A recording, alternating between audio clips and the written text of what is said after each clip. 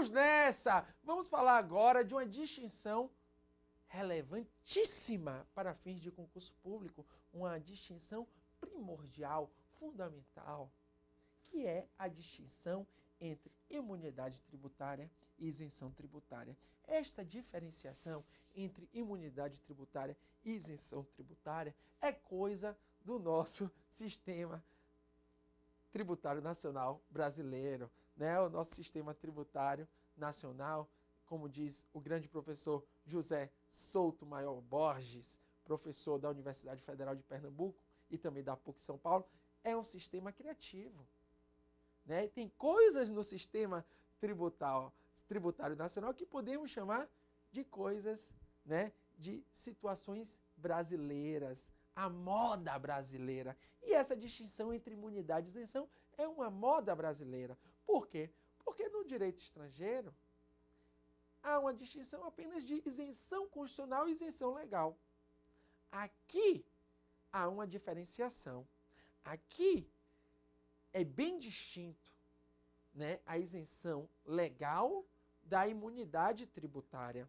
Você vai perceber comigo que enquanto a imunidade não incide o tributo, o entendimento do Supremo Tribunal Federal ainda é no sentido que a isenção incide o tributo, que é o entendimento tradicional do professor Rubens Gomes de Souza. Apesar da doutrina majoritária ter entendimento diverso. Perceba o seguinte, que enquanto na imunidade não há incidência tributária, o entendimento para fins de concurso predominante, por exemplo, do CESP, da ESAF, também da Fundação Getúlio Vargas, também da FCC, também da Fundação Universa e da VUNESP, é no sentido que na isenção é um entendimento tradicional do professor Rubens Gomes de Souza, que foi o professor, né, que foi um dos autores do Código Tributário Nacional, junto com outros professores de renome, como Carlos Rocha Guimarães. Veja o seguinte, e Gilberto Ulloa Canto. E veja o seguinte, na imunidade não incide o tributo, na isenção incide o tributo, segundo esse entendimento tradicional. E se incide o tributo, há obrigação tributária. Todavia, contudo, porém, não pode haver lançamento tributário na isenção. Ou seja, não pode haver crédito tributário. Enquanto na imunidade é uma hipótese de não incidência constitucionalmente qualificada, não surge a obrigação, não tem lançamento, não tem fato gerador, não tem crédito tributário, na isenção, no entendimento tradicional e no entendimento ainda do Supremo, há incidência tributária, há obrigação tributária e não pode haver lançamento. E essa distinção tem efeitos para o mundo jurídico? Efeitos práticos? Tem e muita.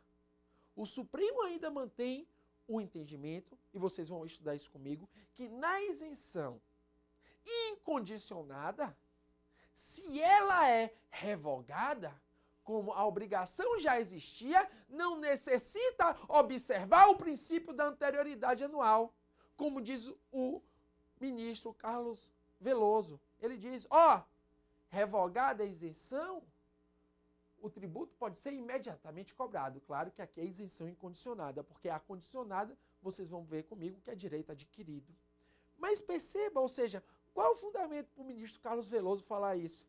E é um entendimento que ainda é do STF. Pode ser que mude, mas ainda está valendo e é cobrado no mundo dos concursos. É o seguinte, revogou a isenção, o contribuinte já sabia que existia o tributo. Se ele já sabia que existia o tributo, não necessita observar anterioridade. Ou seja, não tem valor legal aquele artigo 104, inciso 3 do CTN, porque o entendimento do Supremo é contrário a ele, dizendo que, revogada a isenção, incondicionada, isso é bom que fique claro, o tributo volta a ser aplicado imediatamente. Ele volta a viger imediatamente, porque não há surpresa para o contribuinte. Ele já conhecia o tributo. Na verdade, o impedimento era apenas e tão somente para fins de lançamento tributário, ou seja, na isenção há obrigação, mas o fisco está impedido de fazer o lançamento, está impedido de constituir o crédito. Esse ainda é o entendimento da doutrina tradicional, Rubens, Gomes de Souza, Gilberto, Lioacanto, Carlos Rocha Guimarães, e também do STF.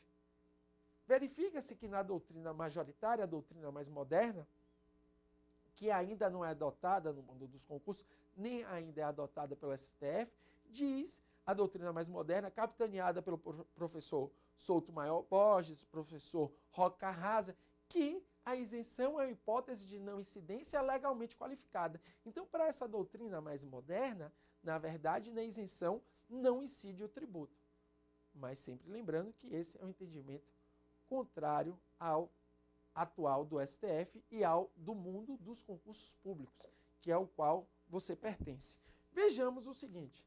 Veja, a imunidade é uma delimitação negativa da competência tributária, ou seja, não há competência tributária. Como a competência tributária é a aptidão para determinado ente criar o tributo, a imunidade traduz um elemento de incompetência tributária, sendo considerada uma zona na qual não poderá haver tributação e, consequentemente, incidência tributária. Claro, a imunidade é uma hipótese de não incidência constitucionalmente qualificada. Se é uma hipótese de não incidência, não existe competência tributária, não há fato gerador, não há obrigação tributária, não há lançamento, não há crédito. A imunidade, isso é bem importante, tem sede na Constituição Federal, materializando uma dispensa constitucional de pagamento de tributo. Veja que na imunidade não se pode falar em pagamento de tributo devido. Isso é importante, é pegadinha de concurso. Não pode falar em tributo devido, porque o tributo não é devido. Na isenção, cai direto. Como conceito de isenção, é a dispensa legal do pagamento do tributo devido. Mas por quê? Esse é o conceito do professor Rubens Gomes de Souza. Mas por quê? Porque na isenção há competência tributária. Na isenção há obrigação tributária, mas não há lançamento segundo esse entendimento. Agora, na imunidade, não. Na imunidade não há competência. Ou seja, é a dispensa constitucional do pagamento do tributo e ponto final. Não há incidência tributária, não há competência tributária.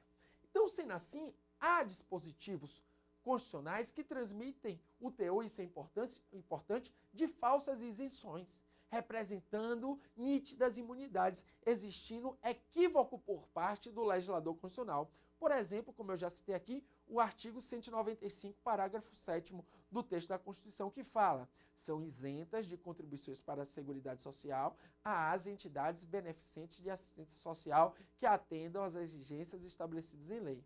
Perceba que, apesar do artigo 195, parágrafo 7º falar em isenção, isto aí é uma falsa isenção. Por que é uma falsa isenção? Porque está estabelecido, tem sede na Constituição. Se tem sede na Constituição e o Supremo já se pronunciou sobre esse dispositivo, já interpretou ele e disse que ele é um caso de imunidade tributária. Então, é uma falsa isenção. O legislador constituinte errou ao dizer que é isenção e o Supremo já disse isso, porque, na verdade, é uma imunidade pelo simples motivo que tem sede na Constituição Federal. Também é uma imunidade subjetiva, segundo o entendimento do STF, por quê? Porque se refere às entidades beneficentes de assistência social. Veja já, a isenção é a dispensa legal de pagamento de um tributo devido. Como eu bem disse, na isenção o tributo é devido, por quê? Porque há competência tributária, porque há fato gerador, porque há obrigação tributária. Mas o fisco, a autoridade administrativa, não pode fazer o lançamento tributário. Então, isto é, a autoridade administrativa não pode cobrar o tributo.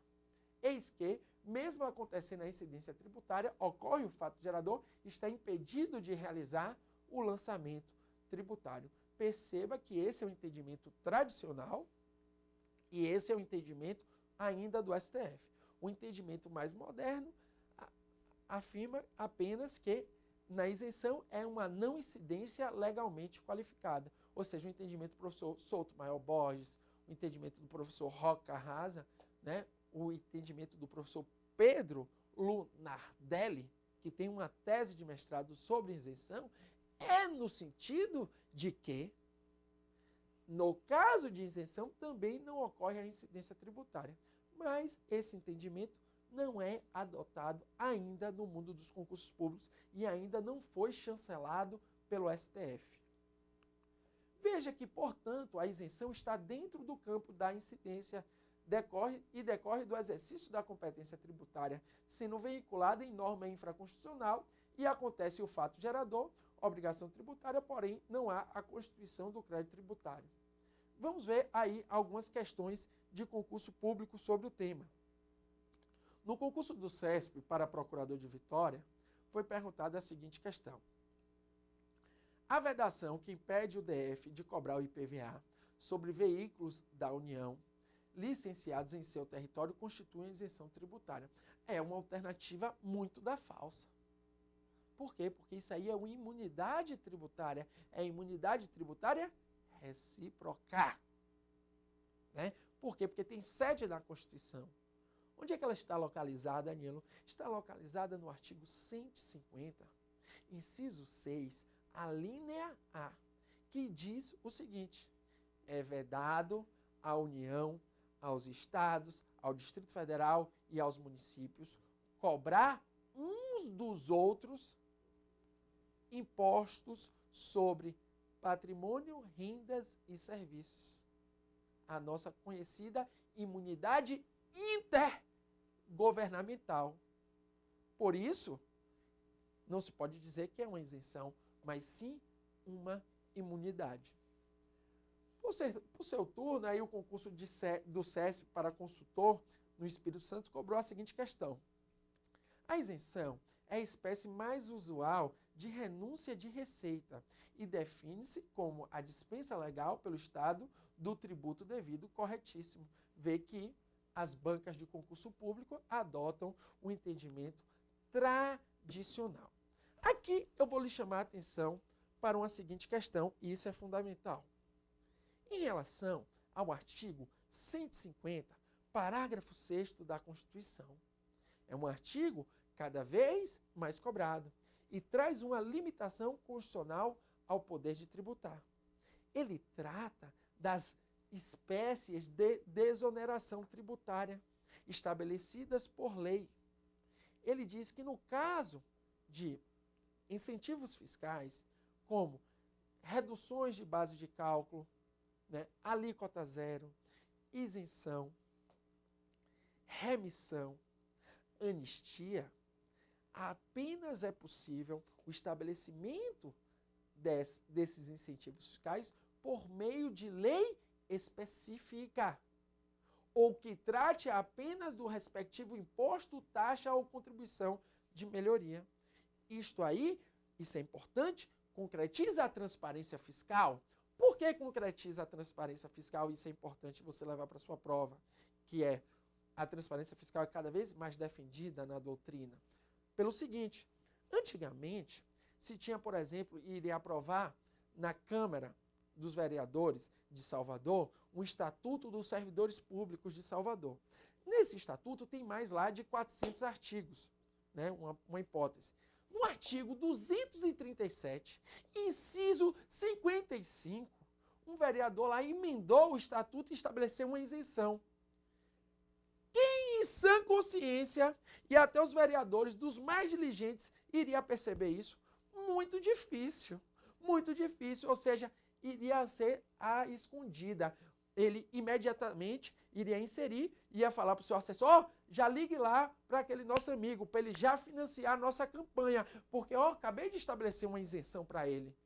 E isso iria passar, como se diz na prática, na surdina. Isso é proibido pelo artigo 150, parágrafo 6º, porque agora se exige para essas espécies de desonerações tributárias lei específica, ou seja, só pode tratar do assunto de isenção. Ou, e se está tratando de determinado imposto, por exemplo, se está tratando da lei do ISS, da lei do IPTU e da lei do ITBI, pode-se colocar uma isenção? Pode, porque estamos tratando apenas daquele imposto. Ou seja, ou se coloca a renúncia fiscal dentro da lei específica do imposto, ou apenas uma lei para tratar do assunto. Fique ligado nesse dispositivo cada vez mais cobrado. Artigo 150, parágrafo 6º. Um forte abraço.